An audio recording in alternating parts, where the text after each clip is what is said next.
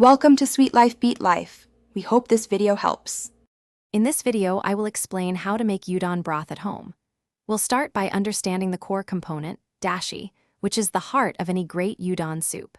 You'll learn about the key ingredients like kombu and katsuobushi and how to prepare them to extract maximum flavor. We'll also touch upon a delicious vegetarian alternative, ensuring everyone can enjoy this comforting dish. Get ready to create a truly authentic and flavorful broth. Now, let's craft that essential dashi base. Begin by soaking a 10-gram piece of kombu in 4 cups of water for about 30 minutes.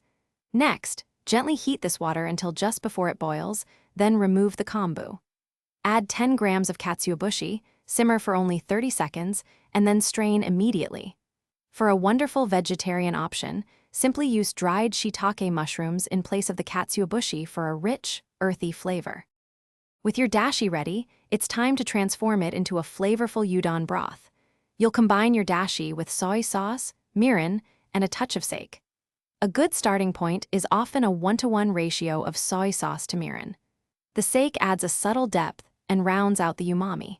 Remember to taste and adjust the seasonings to perfectly suit your personal preference for a truly satisfying bowl. Finally, it's time to enjoy your delicious homemade udon broth. Serve it piping hot over freshly cooked udon noodles. Feel free to get creative with your garnishes. Sliced green onions, crispy tempura, or a perfectly soft-boiled egg are all fantastic additions. If you have any leftover broth, it stores well in the refrigerator for up to 3 days, or you can freeze it in airtight containers for enjoyment later. Thanks for watching. Consider subscribing if we helped you.